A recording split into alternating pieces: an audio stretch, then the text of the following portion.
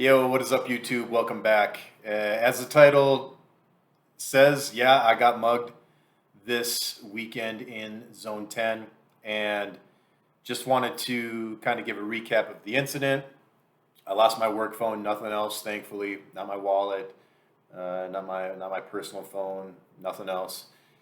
And what I could have done differently, maybe my reaction to it, and just kind of a general warning to folks thinking about moving to Guatemala. So first, a recap of the incident.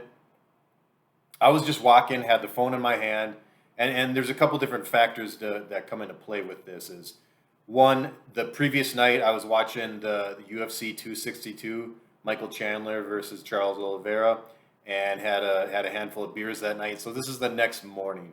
Now I didn't have a hangover or anything, but I was definitely my mental processes were maybe a little bit slower. My body was a little bit slower, and maybe I wasn't as alert. But had my phone, and I was walking through Zone 10, which is a nice area.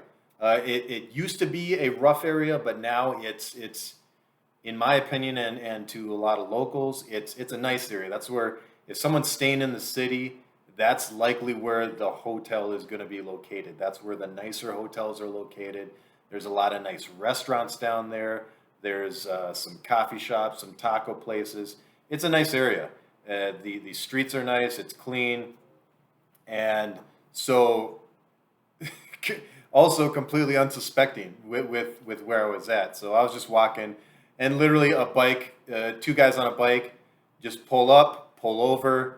The guy on the back gets out, shows me his gun in his waistband, and just says something in Spanish, basically, give me the phone, and then took my headphones and was gone. It was done and over in maybe 10 seconds, maybe even less than that, and they were gone and off on the bike. So that was kind of how it happened, and that's how quick it happens. And this incident gave me a new respect for police officers and the thinking and the quick reactions they have to do to assess a situation in such a small amount of time with the adrenaline rushing through their system. A new respect to cops, a big new respect to cops after this.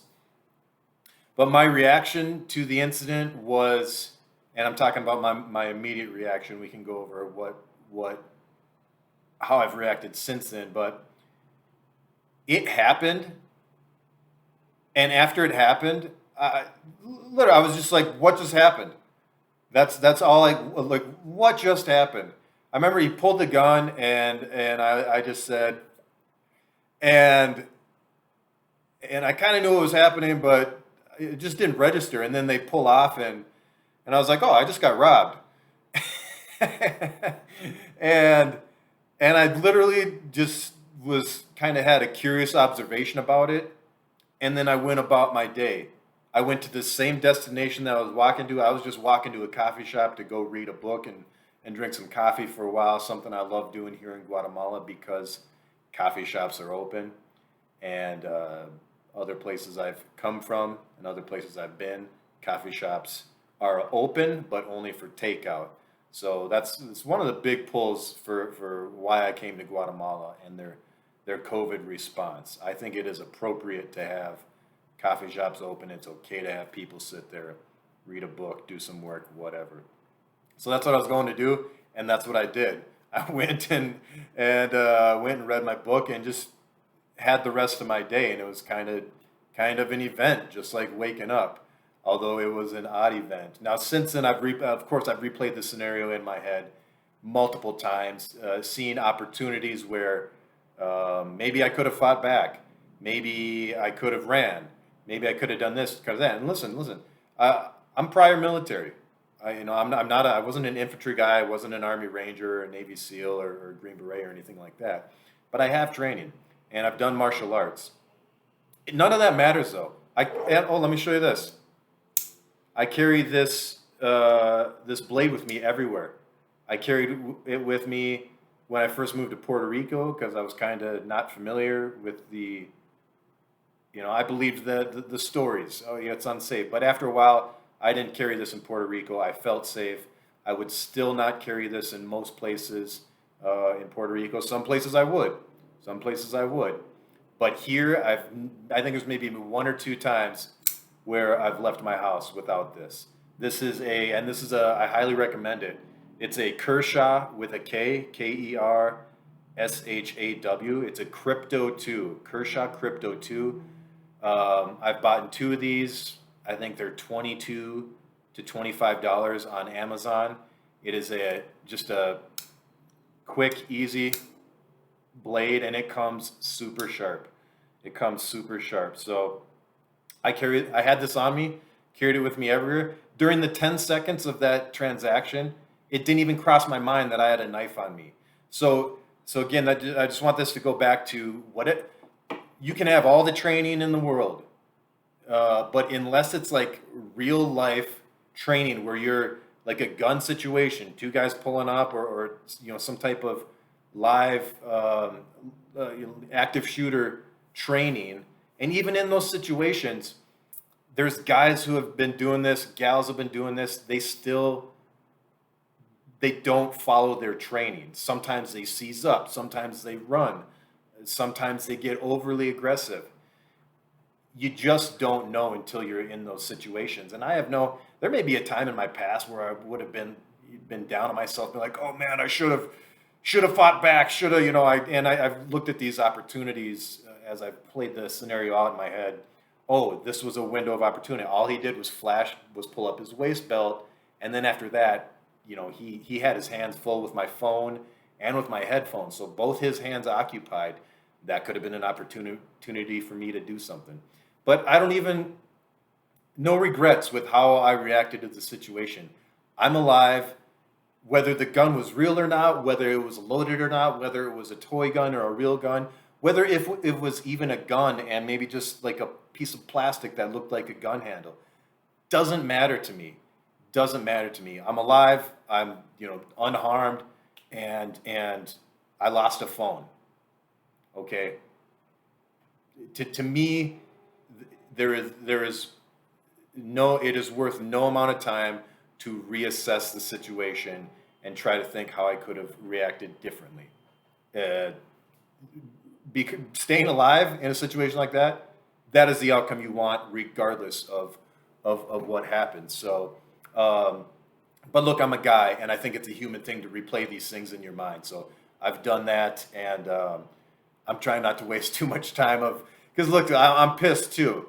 I'm pissed that happened, that they saw me as an easy target, and that kind of pisses me off. That makes me want to go onto OLX.com and onto Facebook Marketplace and look for my phone and where it's going to get sold and get a little retribution, a little revenge, maybe set up a sting operation. Look, there's part of my mind and part of my ego that wants to do that.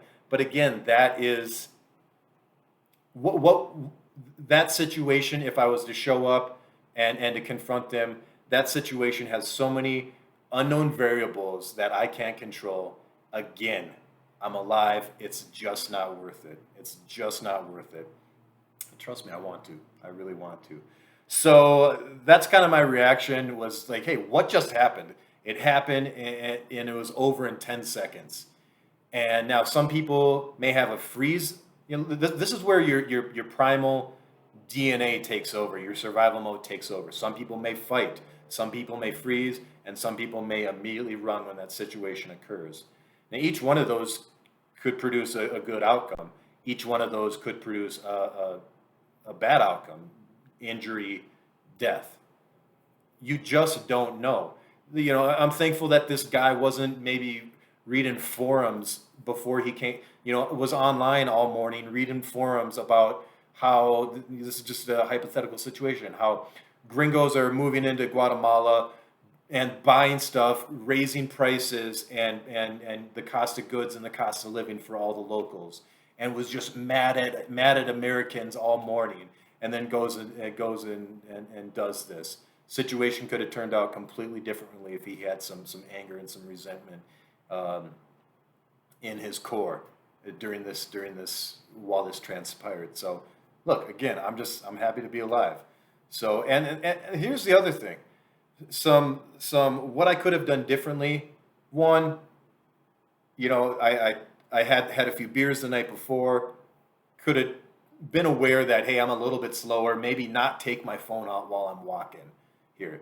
And I usually keep my head on a swivel. I look for group, especially at night, I look for groups of younger boys, and I do profile. I think there's nothing wrong with profiling. Okay, it's a part of human nature. We categorize things in our heads. We generalize. Why do we generalize? Because generalizations are generally true. But also, profiling has kept us alive. That's why you're alive today, is because back in caveman days, we immediately, when we saw people who weren't part of our tribe, you immediately profiled them. You assessed them as a threat, as a friend or a foe, and that's why your bloodline has lived up until you. And if you have kids, you pass them down to your kids because, you know, profiling was done in the past. I don't think there's anything wrong with it. What I could have done differently, could have been way more alert, could have kept my phone in my pocket. I had my phone in one hand and I carry a water bottle with me if I'm going longer distance. So both my hands were occupied. Not always the best situation. I do always carry the knife on my right side because I'm right-handed. But again, it didn't matter. That didn't even cross my mind until kind of after the situation was open. It was like, oh, I had a knife the whole time. And these things are so sharp. Like when the guy had his hands, you know, he had my phone in one hand, my headphones in the other. This thing is so sharp, I could have just ripped it across his gut in just one swipe, and his guts would have poured out like Mel Gibson in Braveheart. That's how sharp these things are, or right across his throat. But listen, if that thought never crosses your mind, it does not matter. Your training does not matter. It's all about how you react. And that's something that I think that's why, you know, Navy SEALs and you know, all these tier one operators in the military, that's why they spend 90% of their time training and maybe 10% on actual operations, because of that kind of primal reaction that can override all the training you have. And again, I'm trained in jiu-jitsu. I wrestled as a kid. I've done taekwondo. You know, I've got the skills. And this guy was not, he was kind of fat, chunky, but in no way in my, you know, in my right mind would I consider this guy a threat without a gun. Absolutely not. I'm not a small guy. I'm not a small guy in any sense of the word. So answers to potential questions of, oh, you could have fought him off, you pussy, whatever. Look, you have not been in a situation like that if that's what you think is, if it's so easy to react like that. If it's so easy to react like, you just haven't been in the situation. And again, like I said, I had the knife with me. I was about as prepared as I could be. And coming out of that, there's some things I'm going to do differently. I'm probably going to get mace now, and may carry a little canister of mace. Because listen, you put a smile across someone's face with that pepper spray, and it's over. But again, it's, are you going to react the same? Am I going to just sit? Am I just going to give them the phone and be like, and after it happens, like, what just happened? Oh man, I just got mugged. I'm going to go continue walking to the coffee shop and read my book. And so it just doesn't matter. Even if I had mace, a gun, a taser, whatever, if the thought doesn't cross your mind to actually use it, and to use it in a practical manner, you know, I'm talking like using it safely. You're trained. You know, you've done training with your weapon. Maybe you've practiced spraying your mace, so it's not pointed at you when you pull it out. Again, that stuff's important. Training is very important when it comes to situations like this. So, and then lastly, I wanted to end with this. There is a very low probability that this would have happened in Antigua or Panajachel. Those places are much safer than the city. There's and this again, this was in Zone 10, the place that I consider to be fairly safe. There's a lot of commercial activity there. That's where a lot of hotels there. And generally, in Guatemala, where there's tourists, where there's a lot of activity, they want to protect that. They want business to keep going. They want people to feel safe to go there. And on the road I was walking to is a busy road. There's a lot of restaurants, a lot of businesses. but there was just, you know, the where they pulled over was just a gap, kind of where it was between some of those. And it was kind of hidden. And that was they did their research. Maybe they passed me previously and I didn't notice, and they turned back around like, let's get that guy on his phone. I wasn't aware. So these situations happen so quick, absolutely so quick. You just, again, I'm thankful to be alive and unharmed. That's what matters at the end of the day. So again, this wood. There's many places. The city, Guatemala City, is the most likely place for this to happen. In other zones, even more so. There's other zones that are worse than, that are more dangerous than zone 13, 14, 15, and 10, which I think locals would agree with me are some of the safer zones in the city. Zone 4, zone 1, zone 5, no, I no. I'm just not walking around there unless I got a group of people with me. So yeah, and at the end of the day, look, does this mean all Guatemalans are bad? All Guatemalans have bad intentions? Absolutely not. This is a lovely place. People are very friendly. Everyone says good morning to me when I take my morning walk out here. It's fantastic. The food's great. The weather's great. I'm not moving anywhere just because of this. For other people, this one situation like this may cause them to move. Not me. I'm not really deterred by this. I'm going to be more vigilant, more aware when I go out in the city. So that's kind of it. And like I said, again, at the end of the day, I'm alive. So I'm alive and unharmed, and that's all that matters. Here to live another day and to do another video. So again, the thing I carry, and look, this is it. How does the saying go? Don't bring a knife to a gunfight. So even if I had the thought, okay, I got to look for, during the situation, like, hey man, get your knife out. Dude still had a gun, or at least he made me think he had a gun. Again, I don't know if it was a real gun, a toy gun, or maybe just a little piece of plastic that looked like a handle. When someone pulls up their waistband and it looks like a gun, your mind thinks it's a gun. Okay, so it happened so quick. But again, this is the Kershaw Cryo II. They have a Cryo 1, which one of my friends has back in Minnesota. But the Cryo 2, just quick open like that, and man, these things come really sharp, really sharp. So $22, $25. Are there better knives out there? Yes. Are there worse knives out there? Yes. But for $22 to $25, this is a solid self-defense weapon. But again, only if you use it. Only if you remember that it's on you and you use it. So like, subscribe, share. Thanks for watching. TropicalPlanB@gmail.com if you need any coaching on traveling, what it takes to travel, what it takes to move somewhere. Again, the mindset's kind of the same, and my advice is really tailored towards men who can work independently, work remotely, and single, no kids, no family. That's what most of my advice comes from, because that's me. I'm on my own. I got a job where I can work remotely, and I've hopped from places to places because I have no kids and I'm not married. So share the video, like it, subscribe. Appreciate everyone who's watched and been jumping on since I moved to Guatemala. I wasn't sure if people would like the transition from Puerto Rico to Guatemala, but thanks y'all for watching, and take care and be safe.